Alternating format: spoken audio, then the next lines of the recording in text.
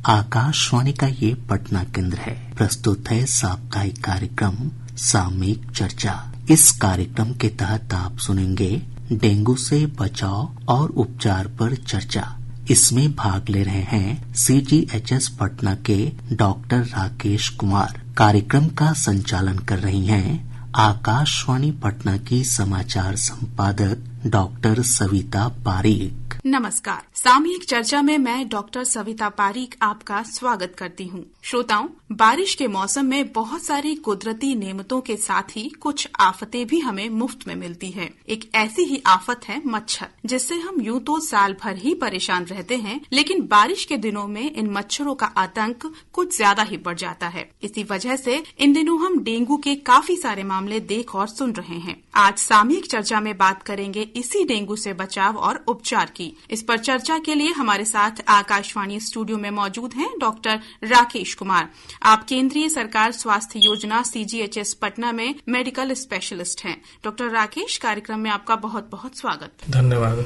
Doctor साहब, कार्यक्रम की शुरुआत में सबसे पहले आपसे जानना चाहेंगे डेंगू क्या है और यह कैसे और क्यों होता है। ये वायरस इंड्यूस्ड फीवर है। वायरस विषाणु जनित रोग है। ये मच्छरों से फैलता है। ये मच्छर इन विषाणुओं का प्रसार करते हैं। मच्छर को साफ पानी में अंडे देते हैं, उससे लार्वा निकलता है और वो लार्वा संक्रमित हो जाता है इस वायरस से, और जब वो स्वस्थ मनुष्य को काटते हैं तो उनमें बस फैल जाता है। जी, इससे जानना चाहेंगे कि इसको डेंगू क्यों कहते हैं और इस डेंगू शब्द के मायने क्या हैं। डेंगू, ये डैंडी फीवर इसका शुरुआत में शुरू कहा जाता था। डैंडी से डेंगू नाम पड़ा इसका। धीरे धीरे नाम में बदल करके डेंगू आने लगा। डेंगू का अर्थ होता है शरीर में अत्यधिक दर्द होना, हड्डियों में दर्द होना। जी बिल्कुल। अब आगे बढ़ते हैं अगले सवाल की ओर। डॉक्टर, ये जानना चाहेंगे आपसे कि अगर किसी को डेंगू हो गया है तो इसके क्या वो लक्षण है, उसको कैसे पता चलेगा कि मुझे डेंगू हो गया है। डेंगू में कुछ खास लक्षण होते हैं, जैसे कि तेज बुखार, सर में दर्द, बदन में दर्द, अत्यधिक दर्द, उल्टी जैसा उल्टी होना, शरीर में कमजोरी होना। ये 4-5 मुख्य लक्षण है। और खास करके बरसात के मौसम में, वर्षा के बाद का जो मौसम होता है जिसमें मच्छर अत्यधिक पनपते हैं, इस समय अगर कोई बुखार होता है अचानक, लगातार कई लोगों को एक साथ चपेट में ले लेता है, तो हम लोग कह सकते हैं कि शायद डेंगू हो गया है।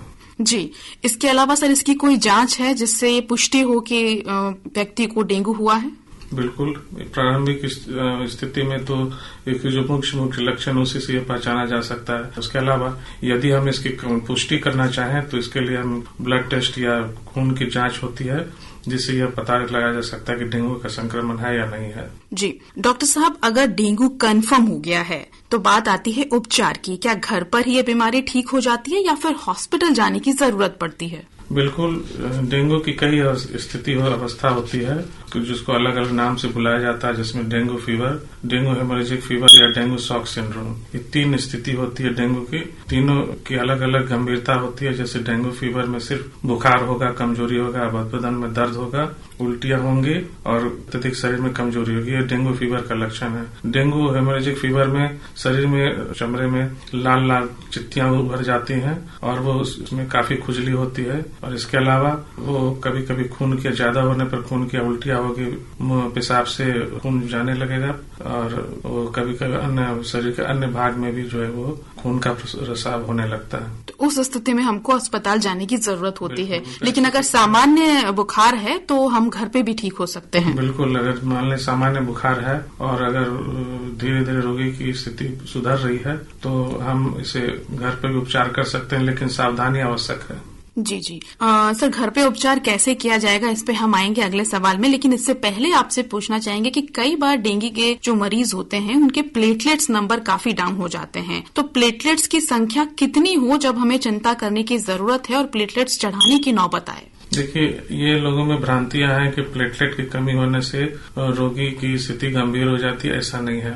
प्लेटलेट की कमी होती है और कमी होने के कारण ज्यादा कमी होगी तो शरीर में चित्तियां होने लगेंगी और अंदर खून का प्रसाव होने लगेगा, लेकिन उससे रोगी की मृत्यु नहीं होती है। रोगी की मृत्यु जब भी होती है वो शरीर में पानी की कमी से होती है, तरल पदार्थ की कमी से होती है। तो हमें ये विशेष ध्यान रखना है कि हमारे शरीर में तरल पदार्थ की कमी किसी भी कीमत पर न हो। जितना संभव हो सके हम पानी पीते रहें और तरल पदार्थ है उसकी ज्यादा से ज्यादा सेवन करें। जी बिल्कुल। तरल पदार्थ के अलावा सर और खान पान में क्या क्या चीजें हम शामिल करनी चाहिए जिससे कि मरीज को कमजोरी ना हो और वो अच्छा फील करे? ये चूंकि हमें अभी तक जो डेंगू के जो भी इन्फेक्शन है उसके लिए अभी कोई भी कारगर दवा हमारे पास उपलब्ध नहीं है। अभी इसको सिर्फ रोकथाम किया जा सकता है या उसे आरंभिक स्थिति में रोका जा सकता है या संक्रमण से रोका जा सकता है। जी, उसके लिए हम विशेष उपचार सावधानी रख सकते हैं, जैसे कि मैंने बताया कि तरल पदार्थ की कमी न हो, ऐसे भोजन करें जो कि हाइजीनिक हो, जिसमें प्रचुर मात्रा में पोषक तत्व मौजूद हो। जी सर, कहा जाता है कि बकरी का दूध पिया जाए या पपीता खाया जाए, ये बातें इसमें कितनी सच्चाई है कि इनको खाना पीना ठीक रहता है? बिल्कुल ही गलत, लोगों में गलत भ्रांतियां कि बकरी के दूध पीने से उनकी इम्यूनिटी बढ़ जाती है। जो भी बकरी का दूध हो, गाय का दूध हो, भैंस का दूध हो, जो भी आप दूध पिए उसमें समान प्रचुर उसमें पोषक तत्व मौजूद होते हैं। क्योंकि जो भी बकरी के दूध पीते हैं वो कच्चे होते हैं, उसे लोग उबालते नहीं है, इसके कारण उसमें जो भी कीटाणु होते हैं वो साथ साथ शरीर में चले जाते हैं और डेंगू के अलावा और भी कई बीमारियां उत्पन्न हो जाती हैं। जी, अगले सवाल की ओर हम बढ़ रहे हैं सर कि जब एक बार किसी इंसान को डेंगू हो गया है तो ऐसा है कि उसको दूसरी बार डेंगू नहीं होगा? क्या उस पर्सन में इम्यूनिटी डेवलप हो जाती है उस वायरस के खिलाफ? बिल्कुल इम्यूनिटी डेवलप होती है। जो ऐसा तो बिल्कुल ये सामान्य बात है कि कोई भी संक्रमण अगर शरीर में होता है तो उसके विरुद्ध इम्यूनिटी डेवलप होती है, लेकिन इम्यूनिटी कितना कारगर होगा या कितना समय तक मौजूद रहेगा इस पर क्वेश्चन मार्क है। तो ऐसा नहीं है कि अगर हमें एक बार डेंगू हो गया तो दोबारा डेंगू नहीं होगा। हाँ, कुछ समय तक हम डेंगू से बच सकते हैं, लेकिन लंबे अवधि के बाद डेंगू का संक्रमण दोबारा हो सकता है। जी, तो इसका मतलब ये नहीं है कि अगर आपको एक बार डेंगू हो गया है तो दूसरी बार आपको मच्छरों से घबराने की जरूरत नहीं है। मच्छरों से आपको पूरी तरह बचाव करना होगा और अपने आसपास सफाई का भी आपको इंतजाम रखना होगा। डॉक्टर साहब, अब आप बस ये जानना चाहेंगे कि वो उपाय क्या हैं जिससे डेंगू से बचाव संभव है, क्योंकि आपने बताया कि इसकी कोई कारगर दवाई पूरी तरह से उपलब्ध नहीं है। तो क्या करे हमारी बॉडी इस वायरस के लिए शेल्टर होम ना बन पाए? जैसे मैंने कहा पहले शुरुआत में कहा कि ये जो भी रोग है ये मच्छरों से फैलते हैं। तो जो मच्छर है हम लोग कोशिश ये करें कि मच्छर कम से कम उत्पन्न हो हमारे आसपास में, हमारे घरों के आसपास में कम से कम उत्पन्न हो। उनके लिए जो आवश्यक जो पनपने की जो वातावरण होते हैं उसे हम लोग जितना संभव हो सके रोकें, ताकि कम से कम मच्छर उत्पन्न हो। कपड़े शरीर पूरी तरह ढके होने चाहिए ताकि मच्छर के एक्सपोजर जो शरीर का एक्सपोजर कम से कम हो सके। और मॉस्किटो रिपेलेंट यूज कर सकते हैं, मच्छरदानी का इस्तेमाल कर सकते हैं। और अगर मान लें कि आसपास के घरों में कोई भी पानी इकट्ठा है जमा, उस पानी को ढक के रखें, खुले न रखें। मच्छर जो भी है वो अंडे देते हैं, साफ सुथरे पानी में ही अंडे देते हैं। डॉक्टर, 3 बीमारियां सुनने में आती है, मलेरिया, डेंगू और चिकनगुनिया, तीनों ही मच्छर के काटने से होती है, लेकिन तीनों में डिफरेंस क्या है? तीनों मच्छर के काटने से होती है।